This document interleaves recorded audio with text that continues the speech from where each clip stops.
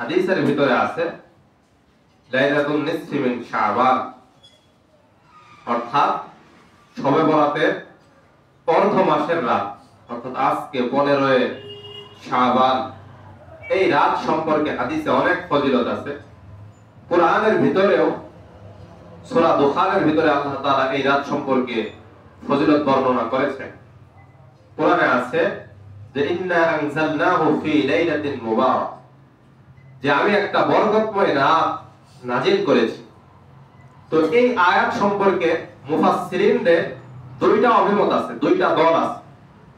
কিছু কিছু মুফাসসিরগণ ওনারা বলে যে এই ইন্না আনজালনাহু ফি লাইলাতিন মুবারাক এই বরকতময় রাত দ্বারা উদ্দেশ্য হচ্ছে শবে কদর। এর মধ্যে বর্তমান জামানার পুরা বিশ্বের সবচেয়ে বড় আলেমদের একজন আল্লামা তকি উসমানী রাহমাতুল্লাহি বারাকাতুহু, উনি ওনার তাফসীর উসমানীর ভিতরে লেখেন যে এই বরকতময় রাত যে আল্লাহ তাআলা নাযিল করছেন, এটার দ্বারা উদ্দেশ্য হচ্ছে 27 রমজানের রাত শবে কদর।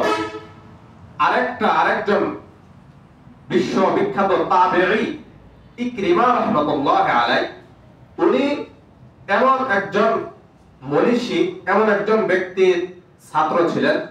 তাফসীরে ইবনে আব্বাসের ভিতরে উনি লেখেন, আল্লামা ইকরিমা রাহিমাহুল্লাহ, আব্দুল্লাহ ইবনে আব্বাস আল্লাহর রাসূলের আপন চাচাতো ভাই আব্দুল্লাহ ইবনে আব্বাস, ওনার ছাত্র ছিলেন ইকরিমা।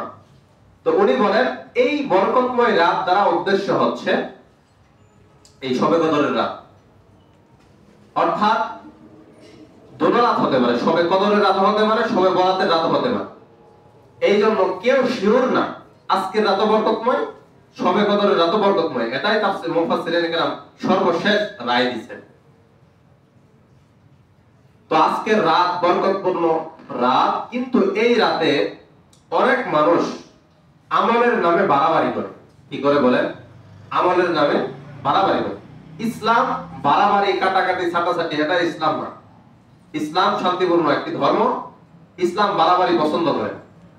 বিভিন্ন আপনারা জেনে আসছেন যারা মুরব্বী, যে এই রাত্রে ইবাদত করে, যে এই রাত্রে হালুয়া রুটি গোশত এগুলা পায়েস খাওয়াইলে অনেক সওয়াব বা এই সেই কিচ্ছু না। এই রাতে হালুয়া খাওয়াইলে কোনো কিচ্ছু নাই। এবং যদি কেউ এই নিয়ত করে যে আমি আজকে বরকতময় রাত, আজকে রাত্রে আমি মসজিদে হালুয়া দিব, রুটি দিব, পায়েস দিব, এর কারণে আমি অনেক সওয়াব পাবো, এই হিসাবে যদি কেউ দেয়, এটা বেদাত করলো। কি করলো বলেন? বেদাত করলো। আর সে যে ব্যক্তি জেনে শুনে বেদাত করে, সে কবিরা গুনাহ করবে। আর একটা কবিরা গুনাহ লক্ষ লক্ষ বছর জাহান্নামে থাকতে হবে। এই জন্য এই হিসেবে দেওয়া যায় যে দেই আজকে আমরা প্রতিদিন যেভাবে খাই, আজকে সবাই যত একত্র ইবাদত করব, খাই, কিন্তু নিয়ত এটা না যে আজকে রাত্রে খাওয়াইলে বিশেষ ফজিলত পাবো, বিশেষ কিছু, এই নিয়তে দেওয়া যাবে না। খান, কিন্তু নিয়ত সহি করে খাইতে হবে। দেন মসজিদে নিয়ত সহি করে দেওয়া যাবে, ভুল নিয়ত করে দেওয়া যাবে না। আবার অনেকে আছে যে এই রাতে 100 রাকাত নামাজ আছে বা এই রাতের জন্য বিশেষ কোনো নামাজ আছে না। এই রাতের জন্য বিশেষ কোনো নামাজ নাই। আপনি নফল নামাজ পড়বেন, 2 রাকাত করে অথবা 4 রাকাত করে। কি নামাজ পড়বেন বলেন? নফল নামাজ। ওয়াজিব ফরজ কোনো নামাজ এই রাতে বিশেষ নাই। কি নামাজ আছে বলেন? অন্য দিনে যেমন নফল নামাজ পড়েন, যেই নিয়তে, এই রাত্রেও ওই নিয়তেই নফল নামাজ পড়তে হবে। যে আজকে আমি শাবান মাসের বিশেষ নামাজ পড়তেছি, আল্লাহু আকবার, এগুলা নিয়ত করলে নামাজ কবুল হবে আর গুনাহ হবে। সুতরাং এই রাতে কোনো বিশেষ যে নামাজ আছে নাই, কোরআন হাদিসে এই রাতে বিশেষ নামাজের ব্যাপারে নাই। নামাজ আছে, কি বলবেন বলেন? নফল নামাজ। কি নামাজ? নফল নামাজ। এই রাত্রে সাহাবায়ে কেরাম রাসূল এই শবে বরাতে রাত্রে অনেক আমল করতেন। কেমন আমল? আল্লাহ রাসূল সাল্লাল্লাহু আলাইহি সাল্লাম বেশি বেশি নামাজ পড়তেন। যখন নামাজ পড়তে পড়তে ক্লান্ত হয়ে যেতেন সাহাবায়ে কেরাম, আল্লাহ রাসূল তখন ওনারা বসে জিকির করতেন। কি করতেন বলেন? জিকির করতেন। জিকির করতে করতে যদি ভালো লাগে কোরআন তেলাওয়াত করতেন। কি করতেন? কোরআন তেলাওয়াত করতেন। একটা না একটা আমলের উপরেই থাকছে, সারা রাত কাটাই দিচ্ছে, ফজরের সময় নামাজ পড়ছে। এখন দেখা যায় অনেক মানুষ আছে এই রাত্রে জাগে, নামাজও মোটামুটি পড়ে, পড়ার পরে 1টা বাজে বা 2টা বাজে চলে যায়, ফজর নামাজ পড়ে না, ঘুমায় যায়। আছে কিনা বলেন? আল্লাহর কসম, 1000 শবে বরাতের রাত, 1000 রাত আপনি জাগলেন, 1000 রাত আপনি জাগলেন, নামাজ পড়লেন, নফল নামাজ, 1 কোটি নফল নামাজ পড়ছেন, কয় কোটি বলেন? 1000 রাতে 1 কোটি নফল নামাজ পড়ছেন, ওটা যদি এক পাল্লায় রাখা হয়, ফজরের নামাজ 2 রাকাত ফরজ, ফজরের কয় রাকাত ফরজ বলে? 2 রাকাত ফরজ আরেক পাল্লায় রাখা হলেও ওই 1000 কোটি রাকাত নফল নামাজ এই 2 রাকাতের সমান হবে না। সুবহান।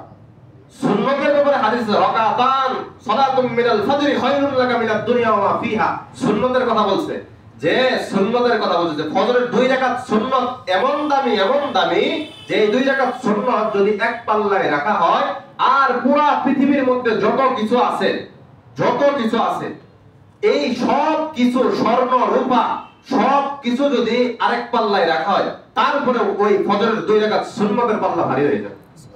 সুবহান। সুন্নতের, তাহলে ফরজের কত দাম?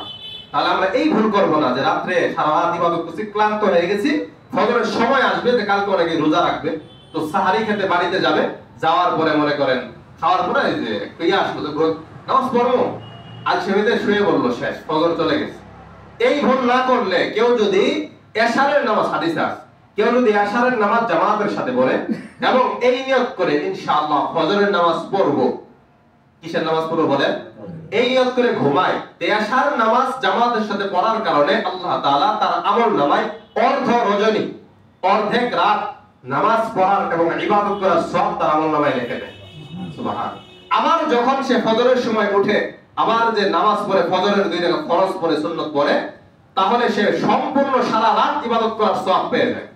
সুবহানাল্লাহ। এখন বলেন ওই ব্যক্তি বুদ্ধিমান যে এশার নামাজ ফজরের সাথে পড়ছে, এশার নামাজ জামাতের সাথে পড়ছে, ফজর নামাজ জামাতের সাথে পড়ছে, কিন্তু সারা রাত জাগে নাই, এই ব্যক্তি এই ফজর নামাজ এবং এশার নামাজ জামাতের সাথে পড়ার কারণে সারা রাত ইবাদতের কি পাইছে বলেন? সওয়াব পাইছে। এই ব্যক্তি চালাক নাকি ওই ব্যক্তি চালাক যে এশার নামাজ জামাতের সাথে পড়ছে ঠিক আছে, কিন্তু সারা রাত জাগছেও কিন্তু ফজর পড়ে নাই, ওই ব্যক্তি চালাক? বলেন কোনটা? যে ব্যক্তি এশার এবং ফজর নামাজ জামাতের সাথে পড়ছে সেই ব্যক্তি কি চালাক এবং তার আমলনামায় সারা রাতের ইবাদত পায়। কিন্তু যে ব্যক্তি মনে করেন অর্ধেক রাত বা রাতে জাগলো কিন্তু ফজর নাই, তার জন্য এই সারা রাত জাগার কোনো লাভ নাই। কিন্তু এই রাতে আমল করার ফজিলত আছে।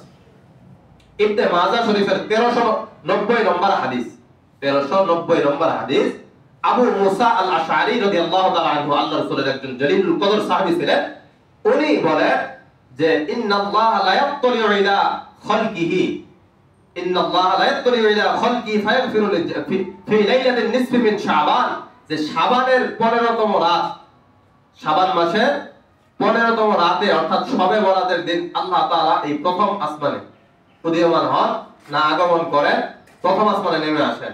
ফায়াগফিরু লিজামিই খালকিহি, আল্লাহ তাআলা পৃথিবীর সমস্ত মাখলুকাতের সৃষ্টির সবার গুনাহ আল্লাহ মাফ করে দেন। সুবহানাল্লাহ বলবেন না? সুবহান। তবে 2 শ্রেণীর মানুষের গুনাহ আল্লাহ মাফ করেন না। কয় শ্রেণীর বলেন? 2 শ্রেণীর মানুষ। কথাগুলো দিন দিয়ে শুনবেন। কয় শ্রেণীর মানুষ?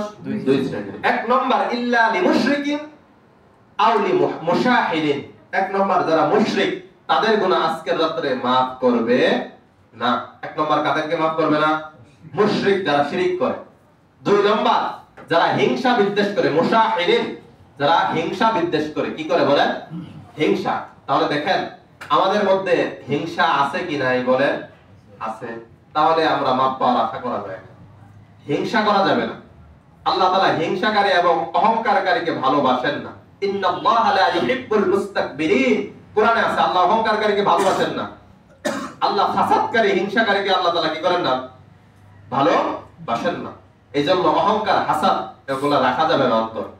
শিরিক করা যাবে না। আমরা শিরিক তো করে ফেলি, অনেকেই বলে কিন্তু এই আজকে বাজারে যাব না, জিজ্ঞেস করলে বলে বাজারে না গেলে খামো কি, এরকম বলে ফেলে। কিন্তু এই যে বাজারে না গেলে খামো কি, শিরিক হয়ে গেছে। কি হয়েছে বলেন?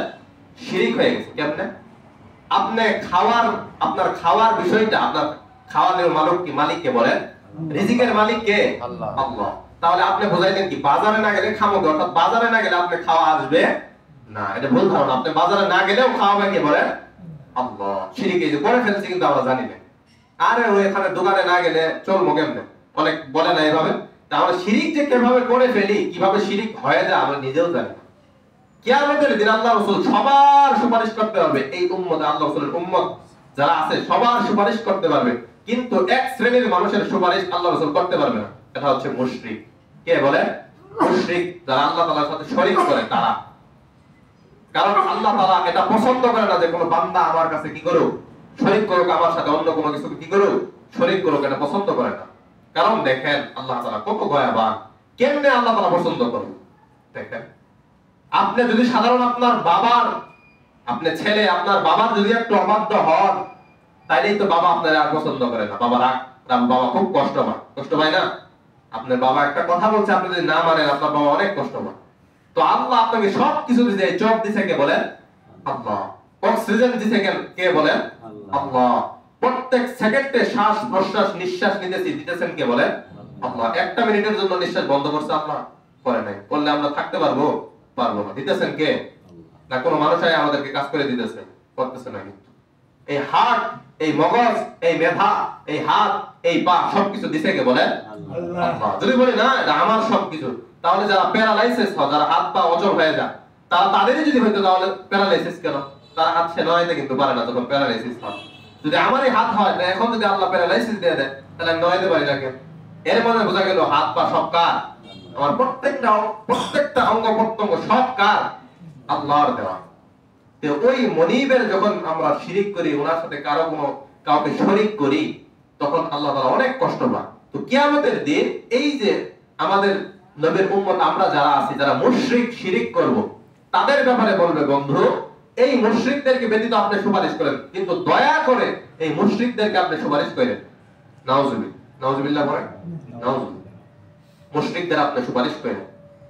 হাদিসের ভিতরে আরো আছে, ইবনে ওমর রাদিয়াল্লাহু তাআলা, আব্দুল্লাহ ইবনে ওমর রাদিয়াল্লাহু তাআলা আনহুর ছেলে, তিনি বলেন যে খামসু লায়ালিন লা ইউরাদ্দু দুআ, যে 5টা রাত এমন আছে যে এই 5টি রাতে আল্লাহ তাআলা দোয়া করলে দোয়া ফিরায় না। কয়টা রাত বলে? 5টা রাত। কয়টা রাত? 5টি রাত এমন আছে। হযরত ওমর রাদিয়াল্লাহু তাআলা আনহুর ছেলে উনি বলেন যে 5টা রাত এমন আছে যে এই 5টি রাতে দোয়া করলে আল্লাহ তাআলা ফিরায় না, অর্থাৎ দোয়া করলে আল্লাহ তাআলা কবুল করে। এর মধ্যে একটি রাত হচ্ছে এই শাবানের রাত। কি রাত বলে?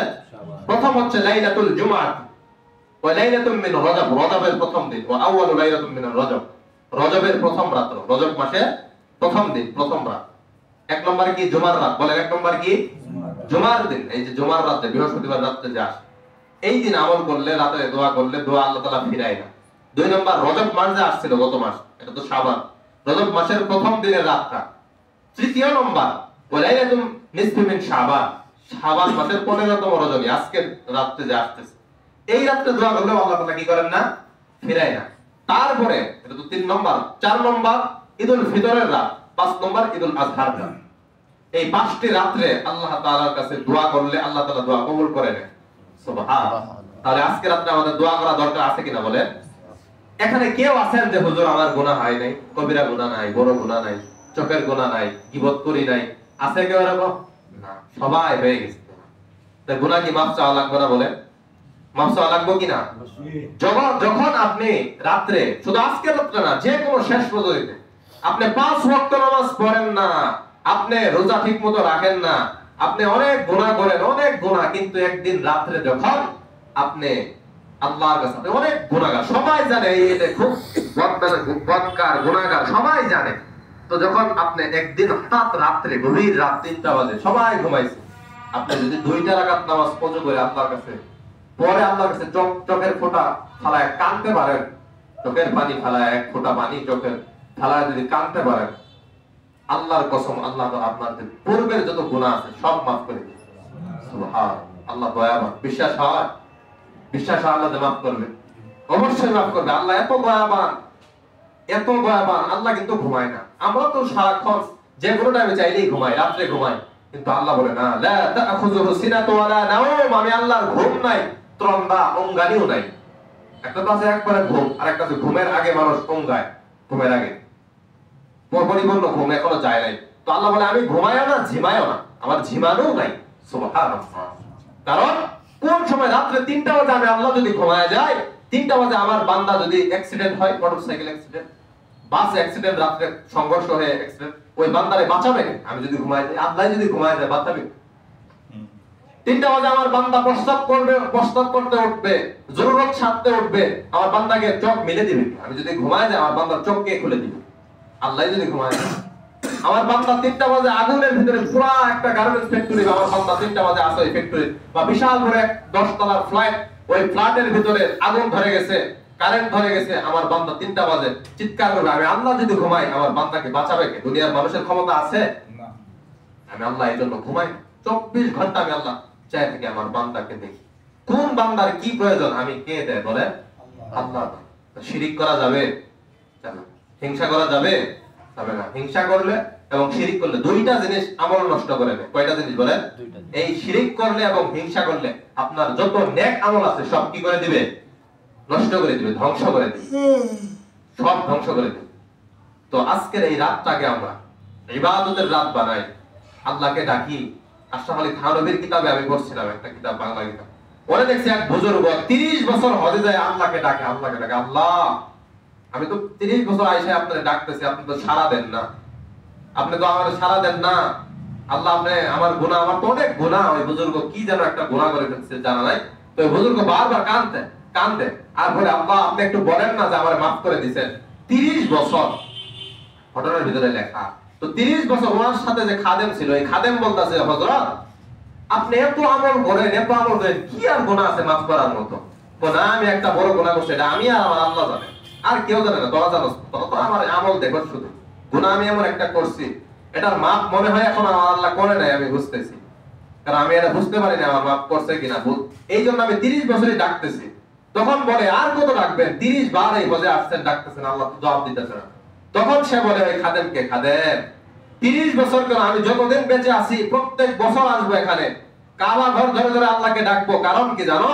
কারণ পৃথিবীতে আমার মতো নালায়েক অযোগ্য বান্দা আল্লাহর অভাব নাই, কোটি কোটি আল্লাহর বান্দা আছে, আছে কিনা বলেন? আমার মতো একজন পাপী যদি আল্লাহকে না ডাকে, আল্লাহর কোনো লস নাই, কোনো লস নাই। কিন্তু আমার তো মলিক কয়জন বলেন? একজন। আল্লাহর বান্দা কোটি কোটি, কিন্তু আমার আল্লাহ শুধু তো একজন।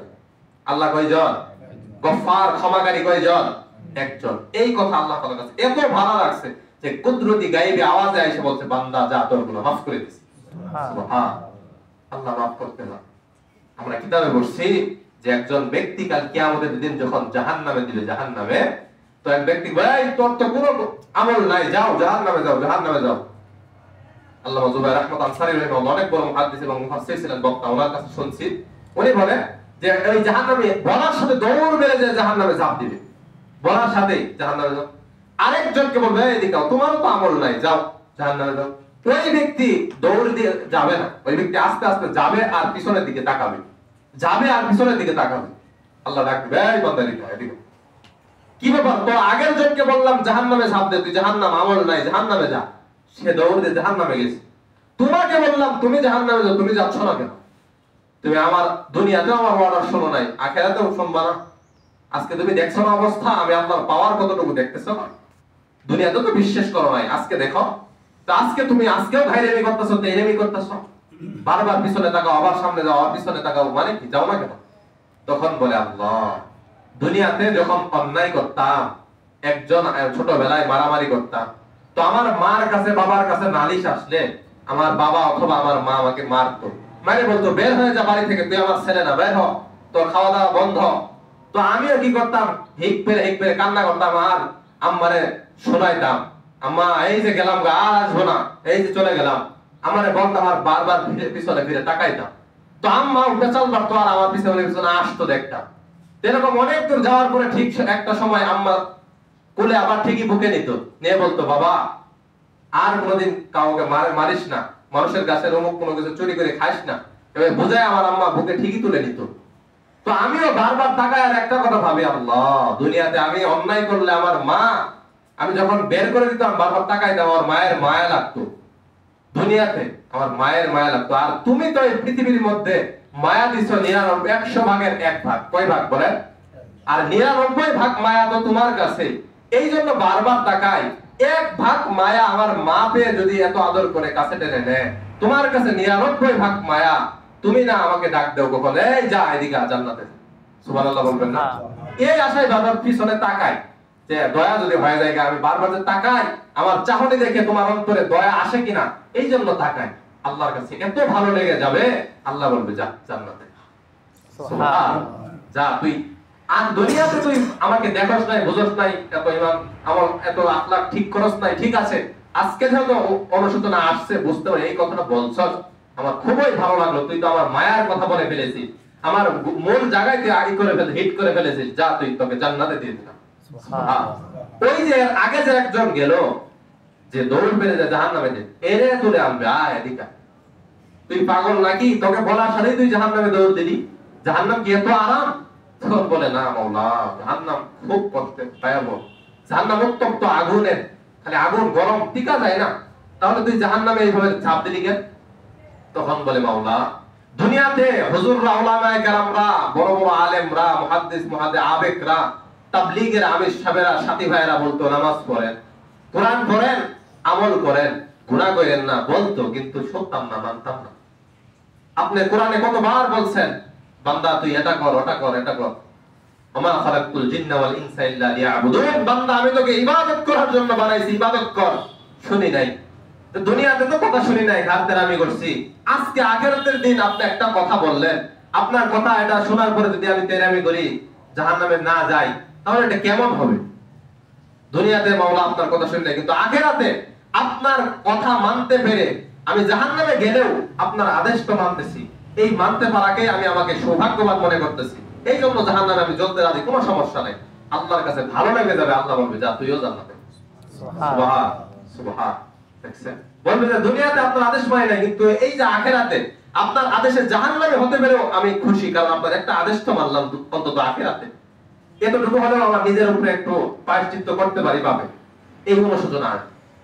তাহলে দেখেন সাহাবায়ে কেরামরা কেমন ছিল। আবু যর গিফারি রাদিয়াল্লাহু তাআলা আনহু আল্লাহর রাসূলের অনেক বড় সাহাবী, তিনি প্রতিদিন বলতেন যদি জাহান্নাম কারো জন্য বানায় থাকে, জাহান্নাম কারো জন্য একজন মানুষকে যদি দেয়, ওই একজন মনে হয় আমি আবু যরের জন্য বানাইছি, আমারে মনে হয় কি ছিল সাহাবী, কিন্তু অথচ তিনি বলতেন কি জাহান্নামে মতো আমারে দিবা। আর আমরা দেখেন আমাদের চলাফেরার অবস্থা দেখেন, আমাদের ওই চিন্তা নাই, ফিকির নাই, আমরা বলি সবাই জান্নাতি, সবাই জান্নাতি, সবাই। ওসমান রাদিয়াল্লাহু তাআলা আনহু আল্লাহর রাসূলের মেয়ে জামাই, দুইজন মেয়ে জামাই, দুই মেয়েকে বিবাহ দিয়েছে ওসমান রাদিয়াল্লাহু। হাদিসের ভিতরে আছে উনি প্রতিদিন কবরের কাছে যায়, হাওমাও করে কাঁদতেন, হাওমাও করে কাঁদতেন, বেহুশ হয়ে যেতেন। সাহাবীরা বলতো ওসমান আপনি কান্না করেন কেন, আপনি এত বড় সাহাবী, আপনি জান্নাতের টিকিট প্রাপ্ত সাহাবী। তখন ওসমান বলে না, এই কবর দেখে আমার নবী এই কবরকে দেখে এত কান্না করে, আর আমি ওসমান আমি কাঁদবো না, কি করবো? এই কবর তো অনেক ভয়াবহ জিনিস, এই কবর প্রথম ঘাটে, এই কবরে যদি আমি নাজাত না পাই, এই কবরে যদি আমি 3টি প্রশ্নের উত্তর না দিতে পারি, আমি ওসমান মিজান ফুলসিরাত সব জায়গায় আটকা খেয়ে যাবো, ধরা খেয়ে যাবো। এই জন্য কান্দি কবরের পাশে আসি। এই জন্য দেখেন আমরা কয়েকদিন কবরের পাশে গিয়ে